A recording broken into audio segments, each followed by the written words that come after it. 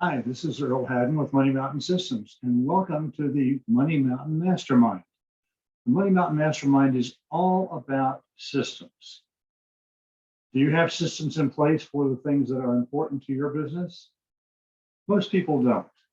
And that's why most people end up spending as much as 80% of their time working on the wrong things. As a result, their productivity is low, their income is low, their profitability is low, and they end up working too many hours to enjoy themselves. So with the Money Mountain Mastermind, we're going to work about systems and help you be more successful in your business and enjoy that success even more. Over the last 40 years, I've worked with hundreds of companies and built models of their business. And we have found over the years that there are 7 basic components of any business. There's planning, obtaining or developing products, building your community or marketing, converting your community members to raving fans, also called sales, delivering the wow experience, your customer experience, building your team, and managing the business on a day-to-day basis. So most people, when you look at those 7 basic functions of the business, do 1 or 2 of them fairly well. In fact, we've found that people do things well that cause them to get into the business, but then they get consumed by the other 5 or 6 things that they don't do well. So we do 2 things well, we do 2 things fairly poorly, and the other 3 things we don't do at all. We just kind of ignore them. And as you can imagine, the things that you ignore become more and more important over time, and they come back and they bite us in the tail. So we want to think about the 7 basic functions, and we want to build systems for each of those functions to make them successful. Now, here's one of the keys to the Money Mountain Systems model. There are 3 different layers of system. There's a very basic layer that for each of those 7, you have to have something in place to follow on a regular basis. And what we found is that each one of those should be able to be accomplished in a week in your spare time, assuming that you're spending 60 to 80% of your time in the business. You need to spend 20 to 40% of your time working on the business. And so each of those 7 components will take you a week or 2, depending on how much research you decide to do to be successful. And for the first one, for planning, the deliverable is a 4-page document. Now, why 4? Why not 7 or 13? Well, we want to do a mile wide and an inch thick. We don't want to go into too much detail, what some people refer to as the duck dive. We want to get it approximately correct across a wide basis, and then we'll come back and refine it later on. The same thing with our products. We're going to define our customers and our products in parallel, because you can't really have one without the other. It's the old chicken and egg discussion. So we're going to say, okay, what kind of products are we going to provide? Well, who are we going to provide it to? And we can think about our ideal client and the products that are going to solve the problem or the opportunity that they spend most of their time thinking about.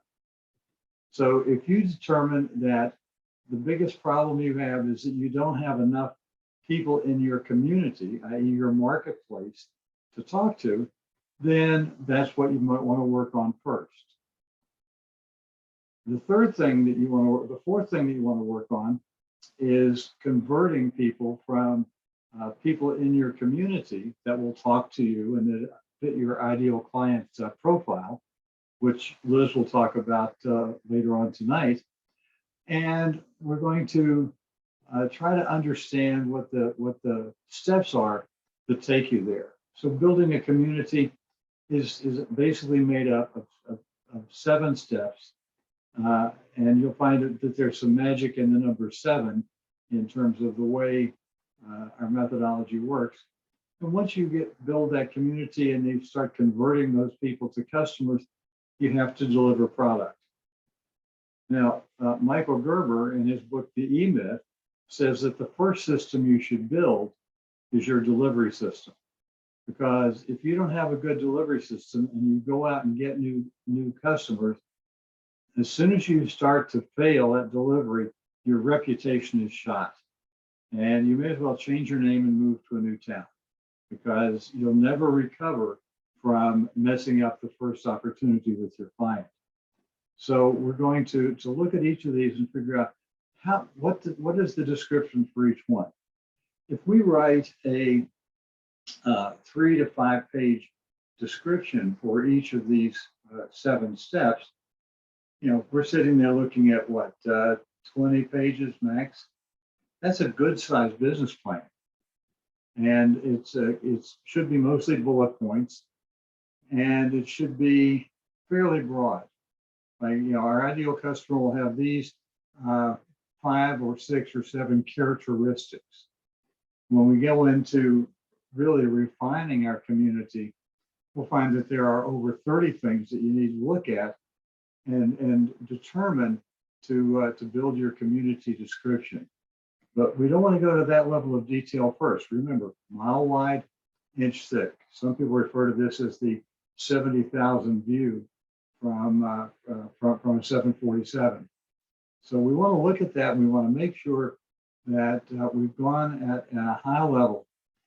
Now, why do we want to have systems at all? I mean, systems sound kind of constraining. Like, I'm going to have to do the same thing over and over again. Well, the first reason is that you want to think through how you're most effectively going to do your business. And if every time an opportunity comes up, you have to, oh, what am I going to do now? Then you're probably going to end up getting it wrong most of the time. One of my friends, John Zachman, does a presentation, and he talks about making assumptions about the people, places, things, ideas, events that affect your success. And he said, if you have to make those up, you might get it right and you might get it wrong, but you'll probably get it wrong. Thank you, John Zachman, for that, because that's exactly what happens. So we want to write a very brief description of each of the high-level systems and then execute those on a regular basis. The second layer of systems, we take that high-level model and break it into, you guessed it, 5 to 7 steps, and say, okay, if we're going to build our product line, what are the things we need to do to define our product line? We have to define the problem that it's going to solve for our client. We have to describe where it's going to come from, how people use it, what ancillary products might you offer. For example, if you offer a software product, you might have training that goes along with it that you can build up.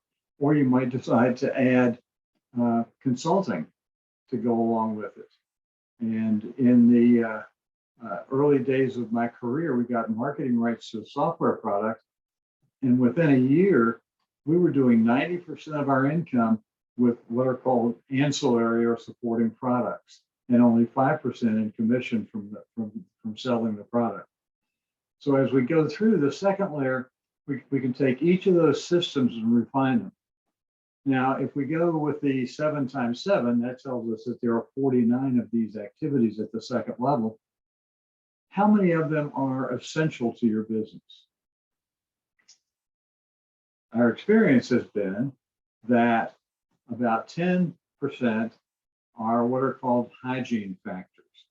These are things that you have to do, and if you do them really well, nobody notices. It's kind of like the Frederick Herzberg, who came up with this concept of hygiene factors, said it's like brushing your teeth and taking a shower. And after you do that, you need to be able to accomplish your business. But nobody gives you any plus points for doing hygiene factors. As the other end, there are 10 to 20% that are your strategic differentiators. What makes us different from the competition? And these are the ones that are going to make you wealthy. So we want to look at hygiene factors and strategic initiatives. And then the other 70% in the middle, we're going to have to figure out what is the least amount of effort we can do and the least amount of money we can spend to accomplish those. So we have to look at each of the 49. Now, the third level of systems, and this is where it gets a little complicated, is that we take the most important of those systems. So there are 30% of 49, about 15, and we're going to break those down one level further. And we're going to build systems at that lowest level to make sure that we're accomplishing the things that we want to accomplish. Each one of these systems has got a desired result. For example, we want to add 10 people a month to our community. And Liz is going to talk about communicating with those people and keeping keeping them in the cycle, as opposed to getting them into the group and then forgetting about them. And as you look at each one of these things, you're going to drive it down to more and more detail. And the author of Scale or Fail puts it very succinctly. If you don't have basic systems to grow your business, you cannot grow your business. You will fail as you try to grow your business because the basics of the business will get lost in the effort to grow. So we want to build systems that are going to allow us to stabilize our business and do our business quickly and efficiently, and then grow the business and be more successful as we go along. We've broken the videos into 10 to 12 minute chunks, kind of like our Biz Bites on Wednesdays, so that they're easy for you to follow and to go back and listen to again and again as we go along. In the Building Community module, we're going to talk about who is your ideal client and how to find them, where to find them. We're going to talk about creating the community by inviting people in and addressing the things that are most concerned to them. And then we're going to talk about that continuous communication loop that we talked about. So we're really pleased that you're part of our mastermind group, and we're looking forward to our in-person coaching sessions with you during the course of each month for the next 3 months. And you'll have plenty of opportunity to ask questions of Liz and of myself. And so let's get started.